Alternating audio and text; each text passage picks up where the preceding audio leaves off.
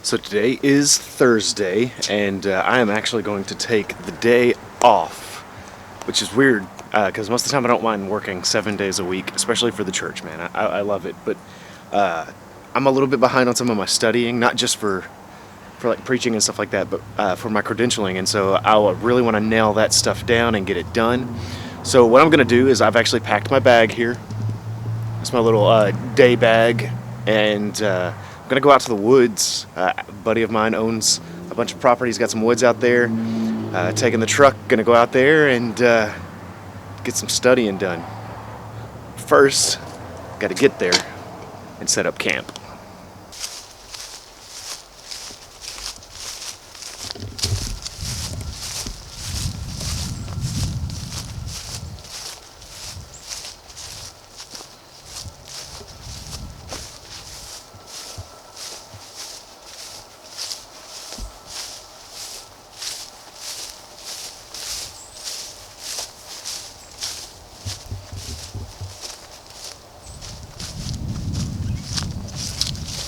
Booby trap.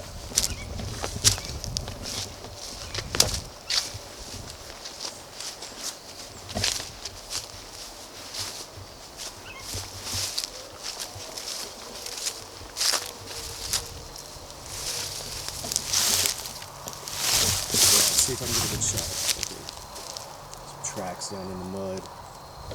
There's definitely deer, hog, and coyote out here. Being in East Texas, I have no doubt it's all whitetail.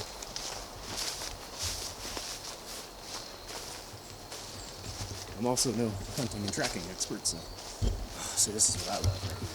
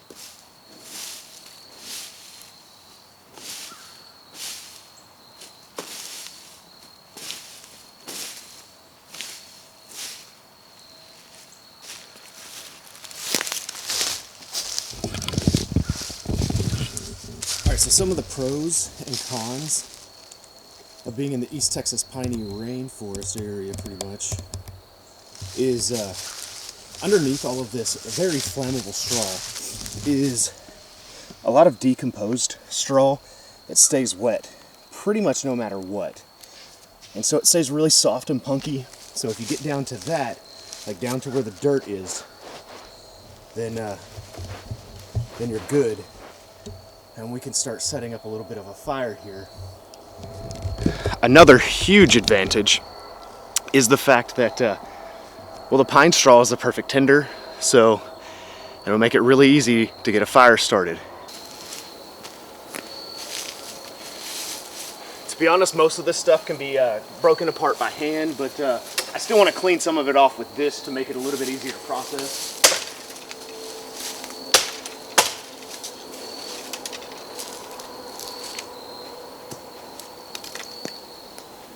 I'm gonna have my wood stacked right here. I'm gonna stack my wood into 3 different sized piles. Some of this medium-sized stuff.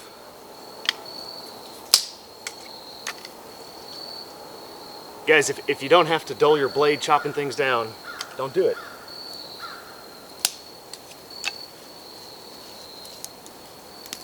And since we have most of this here, might as well use what we got, right? Now this stuff right here, I definitely want to keep for right after the start of the fire, once we get it going. So I'm going to have a slightly separate pile for it, just right there. And that kind of stuff is pretty easy to just find on the ground sometimes. But you just take the end of your twigs, snap them off.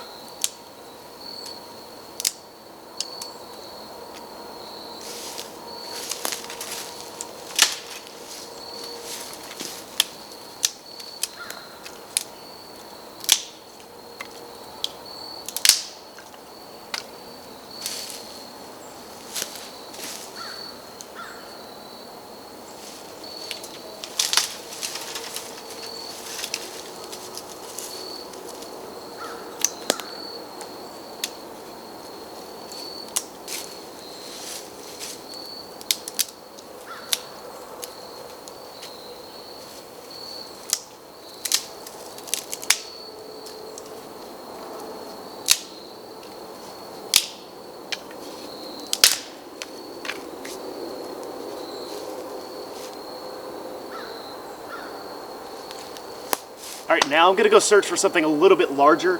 Once we get the fire going, I need something that's gonna burn a bit longer. And to process that, I'm going to use my favorite cutting tool. I have this Swedish-made Husqvarna little hatchet here, little pack hatchet. This thing is fantastic. I really like using it. It actually holds an edge really, really well, and I usually use this to clean up a lot of stuff. So I'm gonna go find us some wood to cut up.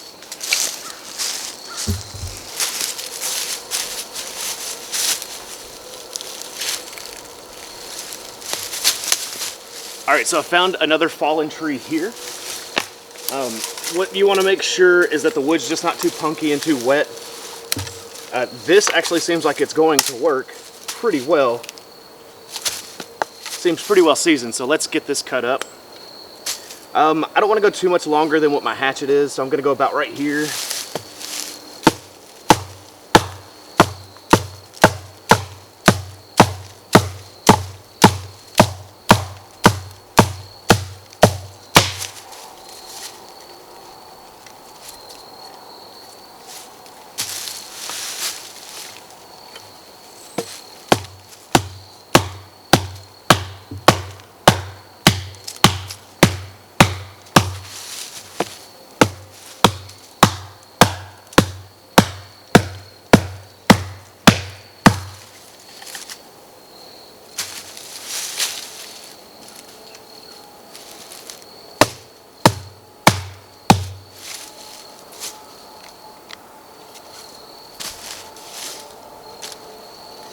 All right, we've got a little bit of wood. I need to go find some more, but before I do, I'm actually gonna change out what I consider my favorite cutting tool for something else.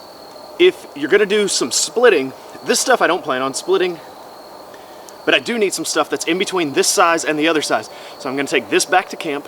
I'm gonna go find something a little bit bigger, hopefully that's already fallen, so nothing has. All right, so when you're out in the woods, you want to cause as little damage as possible to your environment and your area. So what you really want to look for when looking for wood to use for a fire is what's called dead standing. Now, this tree is actually dead standing. So is that one. However, they are quite large, I don't want to have to cut those down. It's hard to tell in the fall sometimes what trees are dead standing and what trees have just lost all of their, leaves or needles or whatever. However, there is this piece right here that is dead standing, connected to it. And this is a much more manageable piece, especially since I don't need firewood for days. And you can look down here at the base. It's already started to get kind of punky and chewed up. What I want to do is I'm just gonna push it over and start cutting it up with the saw so that I can take it and process it.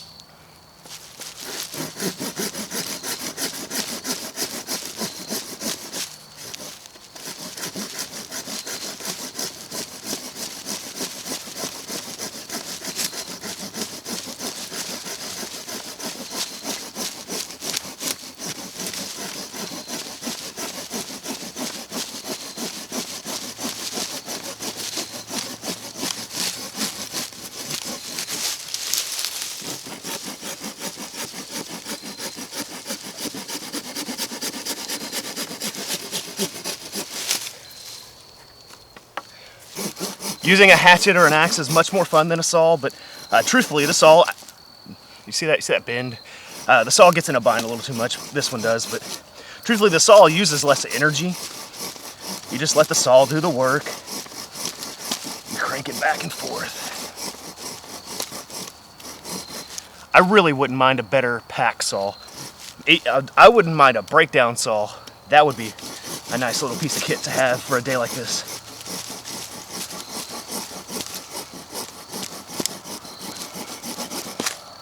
Oh, you see that? Look, saw's not supposed to bend this way. Sometimes this locking mechanism doesn't work the way that it should, and if you put too much pressure on it, it does bend back. So if you're gonna buy a pack saw, I probably wouldn't recommend this one, but since I already had it, I wanted to bring it out to the woods and see how useful it is.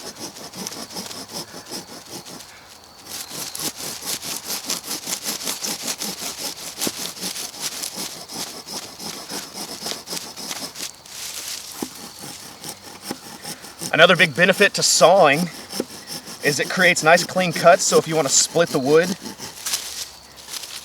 it will make it so much easier to split. That's beautiful right there. I have successfully used a bow drill once. I've never hand drilled successfully. I have tried many times.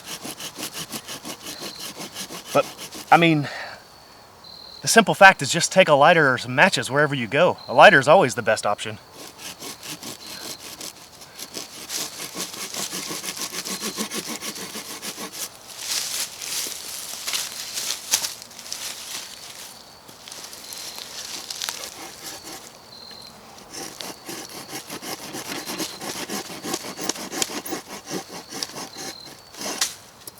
The longer the blade is, the less you have to work.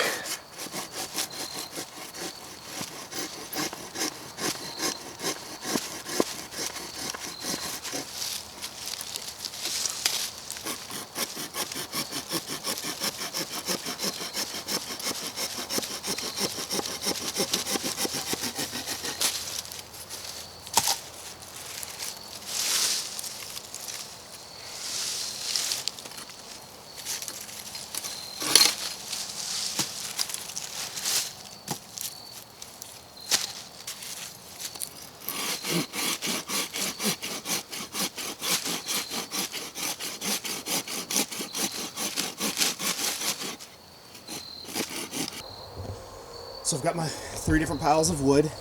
It's my main burning wood. That's the wood after you get it started. That's pretty much the starter wood. And of course, I'm going to be using some of this pine straw to get it going. Whew. So another technique that you can use if you don't have a hatchet or an axe, and the bigger the axe, the easier this is to split with, it's called batoning. And so I'm just going to set that right there, and I'm going to pull my tracker back out here. I haven't actually used this yet, but the principle is that you get this fat part of the blade right here on the top up there, and you just take another stick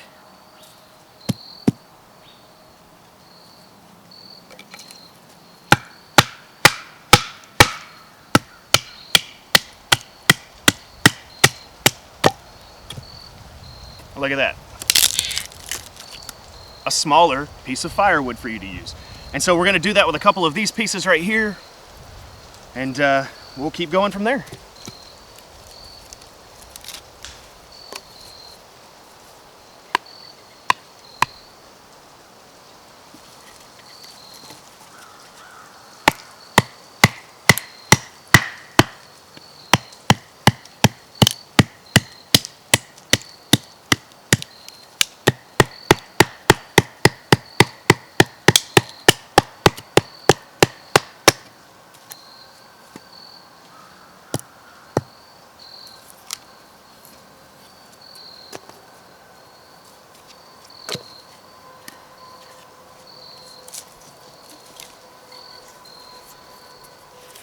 These have knots in them, so it actually makes it a bit harder to cut. If you can cut clean sections without any knots in it, it will make it much easier to split.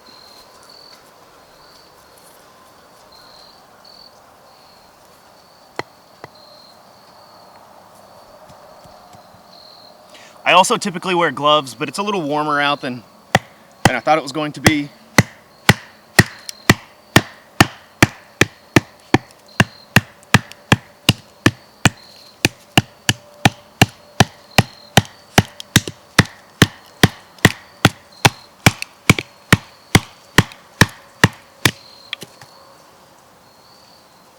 I'm where that knot is, and it's wanting to be quite difficult. You can see that it's actually curving because of the curve of the wood.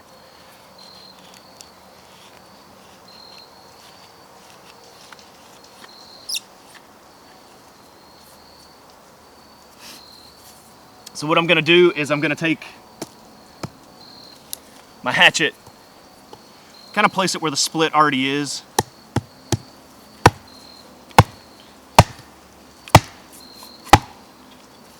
Create a bit more force than I can with that baton.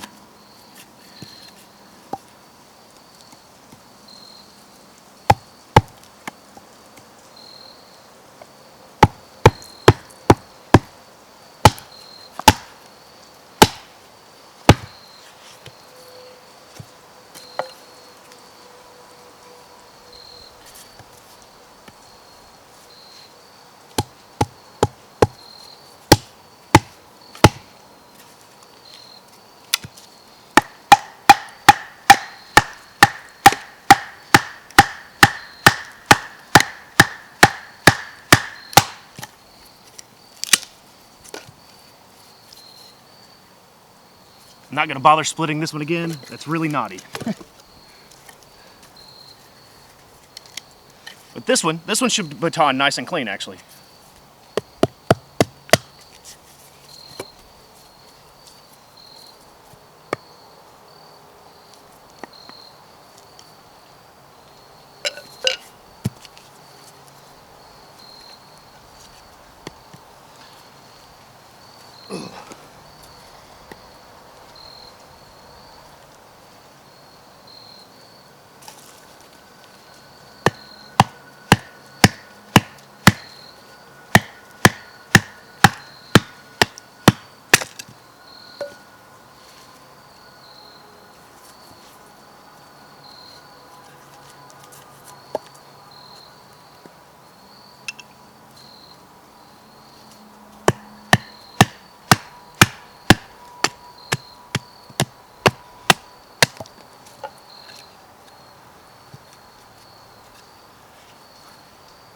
probably get some really good curls out of this one.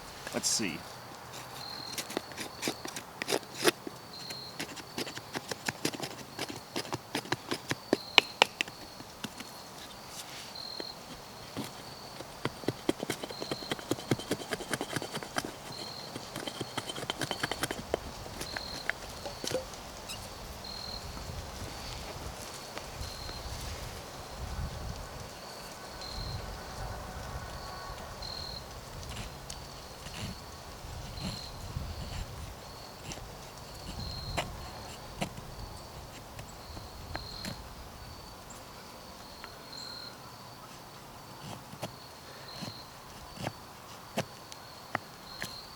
That's not bad. It's not bad.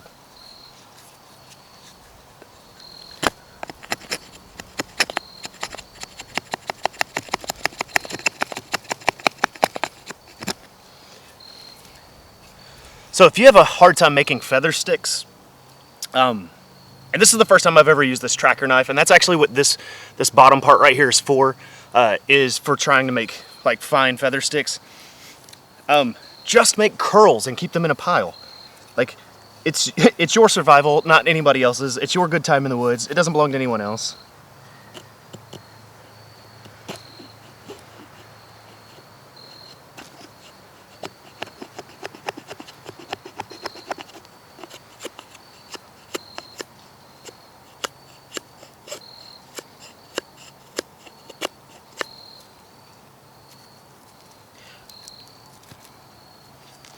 I have to say, overall, I think this performs pretty well.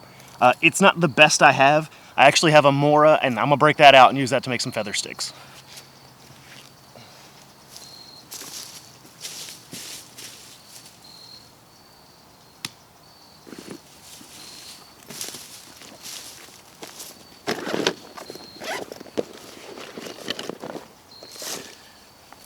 So if you know nothing about knives, and you see something like this on the shelf, you're gonna think it's some little plastic, cheap, little camping knife.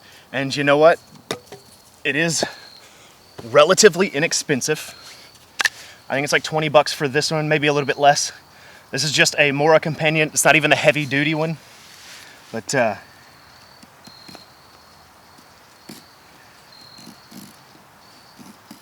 oh yeah.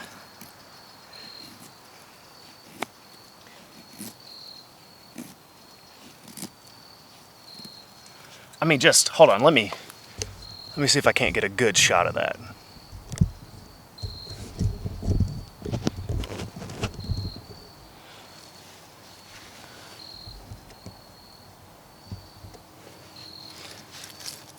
So here's feather sticking with the Mora. You see this? I don't know. Can you see? Yeah, there we go. I need a stable base.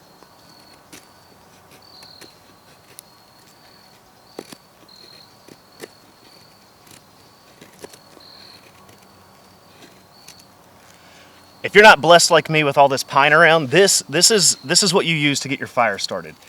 I mean, it's almost paper thin little shaves of wood. I have a hard time finding any knife that really, at the price range, that compares with the Mora. Like, it is probably one of my all-time favorite camp knives of choice.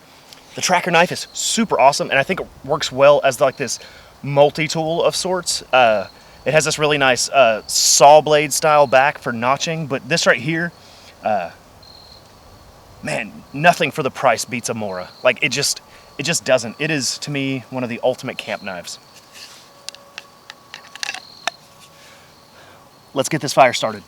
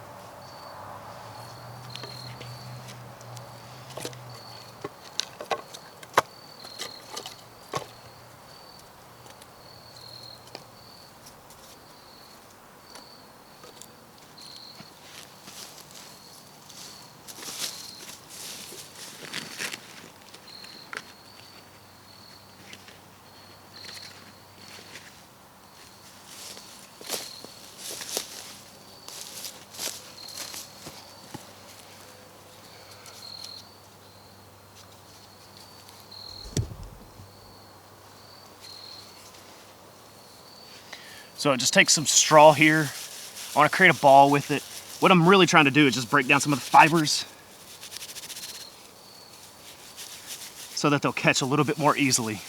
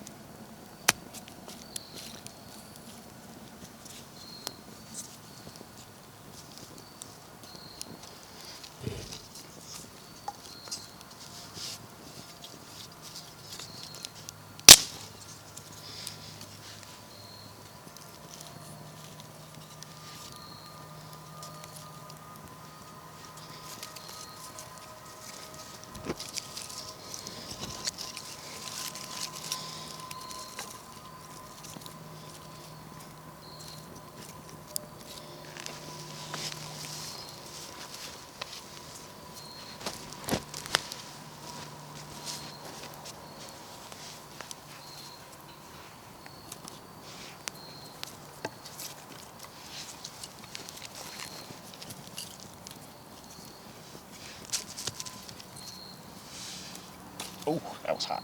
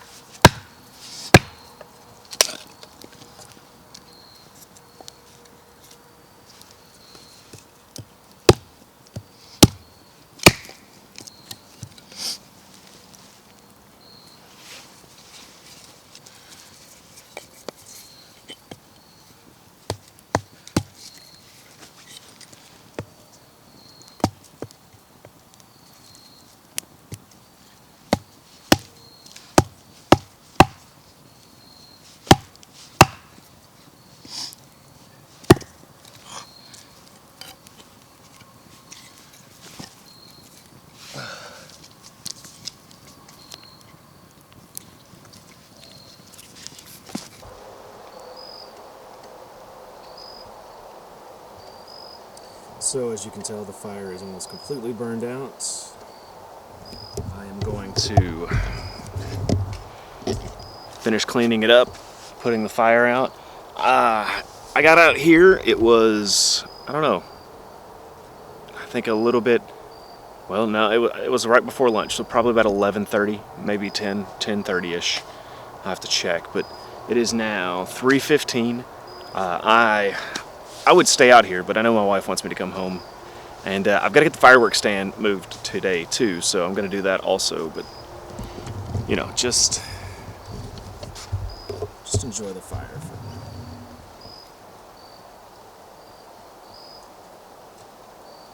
minute. I mean, it's just so beautiful out here. It's so peaceful, so relaxing. Ugh.